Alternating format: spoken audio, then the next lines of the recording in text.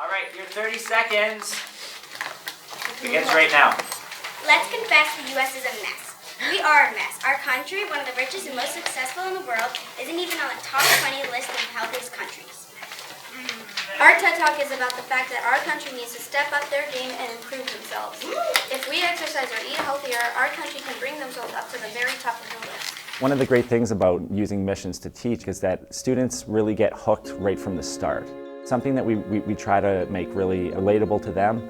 It's something that they can be excited about. For example, with my TED mission that we're working on right now, it's giving students a voice to give their opinion. And I think at this age it's so important for students to really think about what they believe in and start to share that with people around them.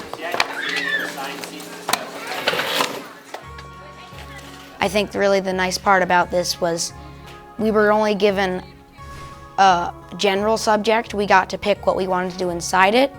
And I think that's the really best way to engage children, is to make sure they get to have their own input. Because if they don't feel like they're having an input, they're not really interested. To me, my favorite part about the Quest model is that it's so grounded in skills and real-world topics that students are interested in. Using a mission throughout a trimester is a great way to not have me stand at the front of the classroom and say, you know, today we're going to talk about the food pyramid, okay? And we go through the food groups, we talk about each food group, and there's really no context for students to what that really means to them. To them, it's, I find in a traditional model, that's something that they would just look at on a screen, they would take their notes on it, and then they would move on. But integrating the learning into a mission model that we have here at Quest is so important because we find ways to relate it to the students in their everyday life. One of the unique aspects of hosting this TEDx event is that the students, they really take ownership of it. Okay, so at the start of the trimester, when we start to talk about possible topics and ideas that they could present about, I don't stand up at the front of the classroom and say, here's a list of 5 things, you're going to select one and you're going to present on it.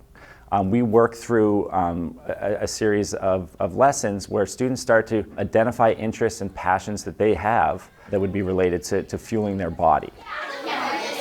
The presentations are going to start in a couple minutes from now. All right, so from this point forward, I want you guys to be quiet. Michelle, I want you guys to be quiet and thinking about what you're going to be saying tonight in your presentations. Okay, you guys put in a lot of hard work, and now this is the payoff. Okay, so David, Kayla, let's do well tonight, okay? You guys are going to do a good job. So remain in your seats, please. Within this model as a teacher, it challenges you to be a learner as well. In a traditional classroom, you can stand at the front with your textbook, and this is what you have to teach. But within the Quest model, there's so many moving parts and things that are changing and things you have to adapt to. And as someone that's passionate about that, we love to get better at what we're doing.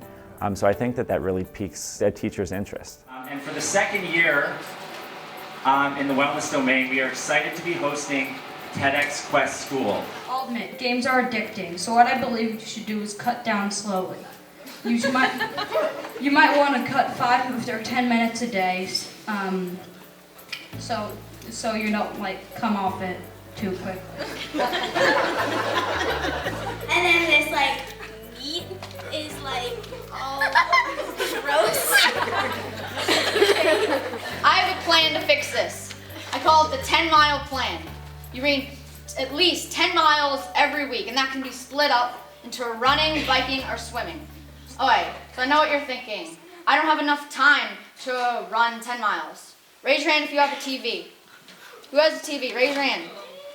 Okay, so if you don't have time, and you have a TV, then you obviously do have time to run 2 miles a day. I hope we all fight for our hope and get healthy.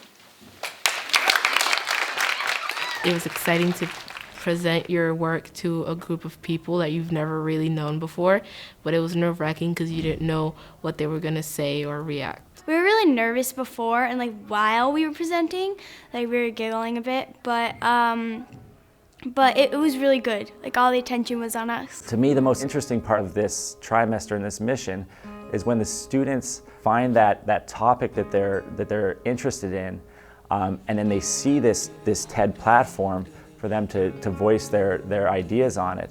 And when they get that idea and they're like, wow, this is cool, and I'm sharing it with the world.